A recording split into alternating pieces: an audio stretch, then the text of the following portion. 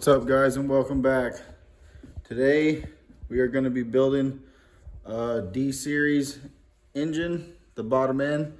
This engine, the way I'm going to show you guys how to build it with these parts, should be good reliably. The bottom end wise, around 700 horsepower.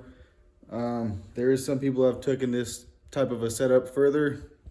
I wouldn't recommend it, but there's a few quick tips I'm going to show you in this video also that are really going to help to extend the life of your D series.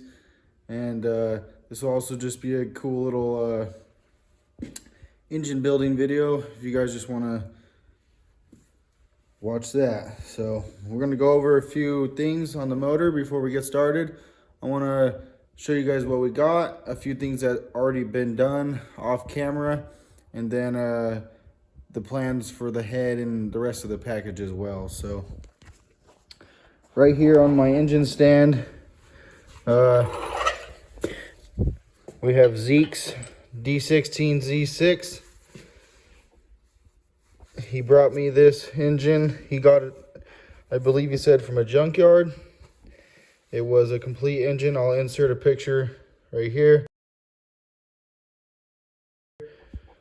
So I cleaned up the block, disassembled everything. He really got pretty lucky. The cylinders were in excellent shape. The crankshaft was in excellent shape. Even most of the bearings were still in pretty good shape. The oil pump was still in really good shape. So we decided to do a Chris Boyette epoxy block guard. We did a nice light hone on the block. All the clearances checked out really well. That's pretty much it for the bottom end on the block wise anyways. We did an in-house polish on the crank. I did that myself. Came out pretty good. We also have a ported oil pump that I did myself. Ported out the inlet right there. Let's see if I get a better. So we ported the oil pump. Also drilled out this main hole right here bigger so you get more oil flowing through there. And then cut down that, it's basically, if you guys, I highly recommend that if you're going to build an engine like this, you do the oil pump. Either an aftermarket one, I recommend a bad guy's oil pump, or just modify your stock one in the way I'm going to show you. You want to port out this hole right here, because this hole right here on the stock one is like, it's a fraction of that size. It's literally like that, and it's up here in the corner too. So you're only passing, you're not passing enough oil. There's also a gnarly little lip right here that you want to take off, and then kind of open up that hole so oil can get in there a lot easier when it's trying to be pressurized into the block. And then also right here, you want to clean up that because there's some gnarly little steps right there which could cause cavitation as the oil's coming in. And then open up this hole about a millimeter and a half, just a little bit. You don't need to open up this hole too much. And then you're going to want to shim the oil pump. There's a couple videos out there, but basically you need to get a washer that fits perfectly on the end of this. And it can't be any bigger than the inside of that hole also, because it has to, not that hole, this hole. The washer also has to fit down in that hole and over the top of this little lip right there, that step. So it's kind of a thin washer.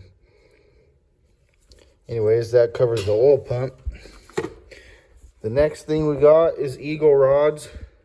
These are just the standard rods that you are going to have to notch the block. That is the other thing I forgot to mention on the block. We did notch the block. So if you're doing this type of build, you will have to notch the block and the girdle as well. If you look down in there, you'll see that I notched the block. That's about how much I notched out of it.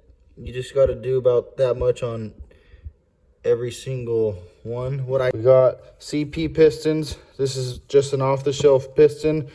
They're drop-in pistons for the stock bore. We got a 75 millimeter bore. We haven't done any bore job or anything like that. These are stock pistons. They come, I already checked the clearance. They are 3.5 thousandths piston to wall. And that's exactly what it says that they're supposed to be. All their rings come basically pre-gapped as well, but you definitely want to check them. And what they're set at, I'm just going to go ahead and run them. The top was 18, which is about where I'd put it. The bottom rings were all 25, and all the top rings were 18.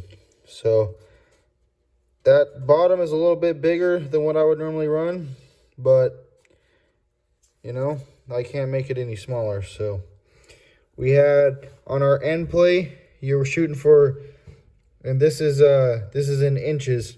You're shooting for 0.004 to 0.014. We had 0.005 with the drop-in ACL thrust bearings. So definitely want to check that. All right, our clearance on our rods, they all came out to 0.025 millimeters. All of our mains came out to 0.05 millimeters. That is what ACL has designed them to be at. I would normally not run them that loose, but if you get the ACL race bearings, they come looser, and that's what you're going to end up with on clearance pretty much. So definitely keep an eye on that. If you guys plan on building a motor that you want a daily drive, I would recommend you just use the regular ACL bearings. Zeke brought me this, and he said he wanted to use them, so that's what we're going to use. If you run these type of bearings, you're going to want to definitely check them every year. You're probably going to even want to replace them every year or two if you even get that much life out of them. So they're just a softer metal, and they got a little bit of more give if they touch the crank, and they have a little more clearance too, so it just basically accelerates the wear. We got just your standard ARP rod bolts, and I think that pretty much sums it up. So let's go ahead and start assembling this motor. One final little tip I wanted to share with you guys. This is, I'm sure there's going to be people in the comments that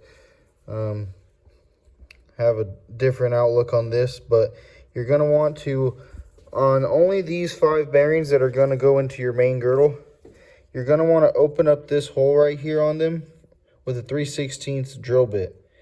Be very, very careful. If you don't feel confident doing this, just don't do it. It's going to add some life to your motor, but if you don't do this, it's not going to be detrimental. But it will definitely help you at the higher power levels and all that. You're going to want to drill from this side in. Do not drill from this side out. You will damage the bearing. Put the bearing on the table and drill from this side in. And then you're going to want to clean up all the burrs on there as well. You know, use some common sense, but open that hole up to a 3/16 hole, and that's going to allow more oil to come. I mean, even at a 3/16 hole, if you look, it's still not even as big as that hole. So you definitely want to open up this hole. What that's going to do is this is what feed these 5 holes right here is what feed the crankshaft and all of the rods with oil. So if you look at that hole on the stock ones, if you don't drill them, look at how tiny that hole is. You think that that's going to have enough oil to feed this crank at 9,000 RPMs? No, there's absolutely no chance. So if you want to have a chance of having your engine last at higher power levels, you're going to want to drill these 5 bearings, drill them out to a 3/16 hole.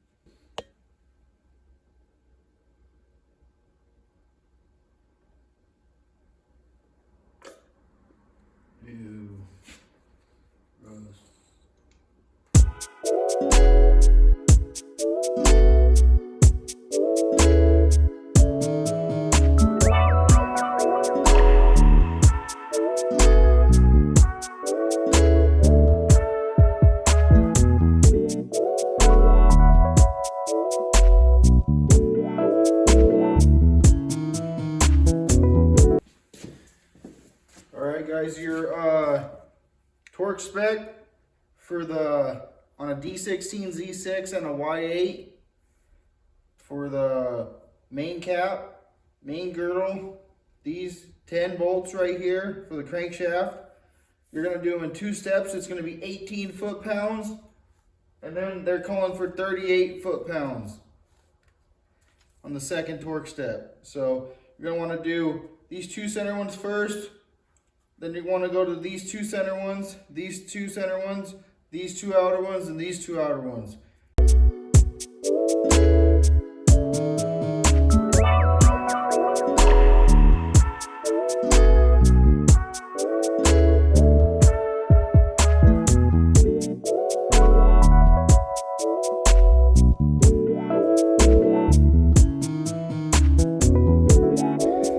Alright guys, I went ahead and got the crank installed, put those bearings inside the main girdle, put in my new thrust washers with the slots facing out towards the crank, and you want the flat part of the bearing facing towards the case or the block.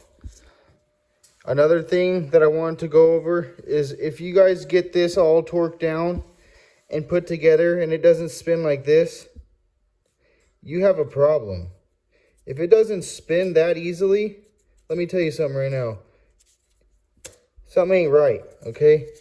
Your crank needs to spin freely, especially when there's no pistons or anything connected to this thing. This is where it all starts. If you guys start putting your motor together and this thing's tight, you got bearing clearances that ain't right, or something's not going on right. You need to figure out what it is. Don't go any further. Take it back apart and find out why it's tight. It's got to spin like that. Look at that. You see that? Again, if you haven't gapped your rings, now's the time to do it. You need to gap your rings, or at least check them and see if they're in spec, which is, we got lucky and there's not much we can do to these, so we're going to run them how they are, but they'll work good. That's a good number, and we won't have any issues with those numbers right there.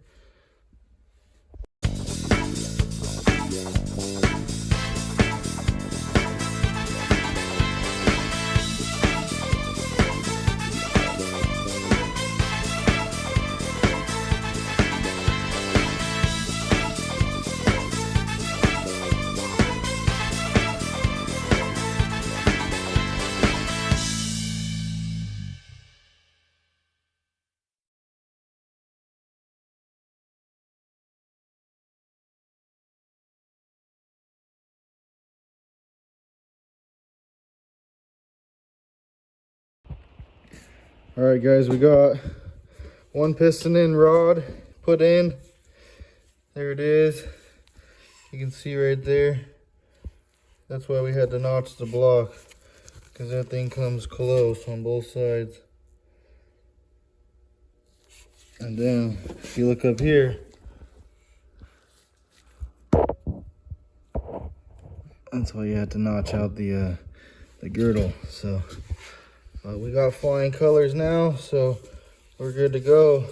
This thing spins over like absolute butter. That's another sign, guys. If you put one piston in and it starts to get hard to spin again, you might want to be careful. Check something out, because the motor should be spinning freely. Until you get all 4 pistons in, it should still be pretty easy to spin, but you're going to need a wrench after probably 2, to be honest with you. But all right, let's keep on keeping on. Let me show you the other side real quick. Got a real nice cross hatch on there. Bring that piston up to the deck.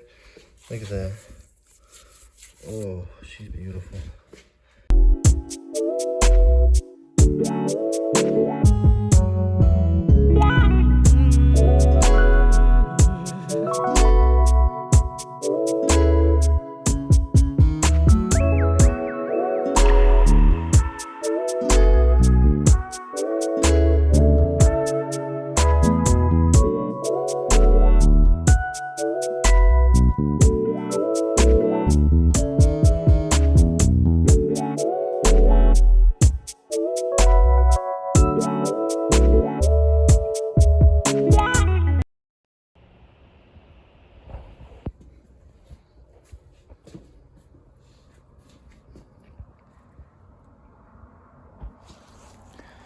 All right, guys, as you might have been able to tell, I was trying to find the O-ring for the oil pump so I could install it onto the engine.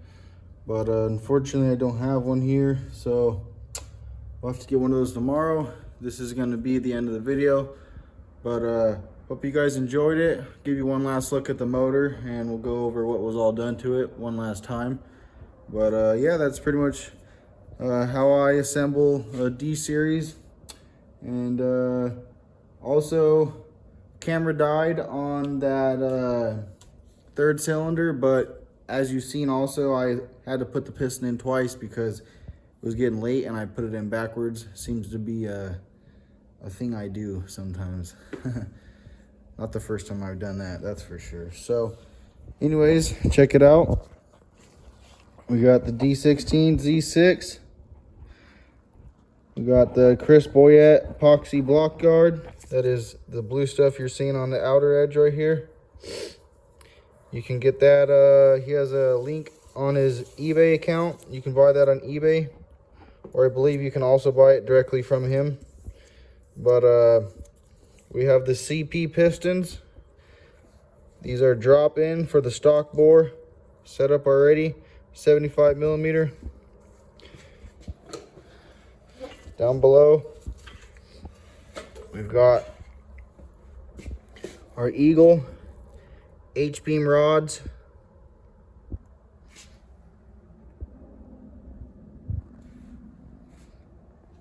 We got the ACL race bearings, and notched out the block. So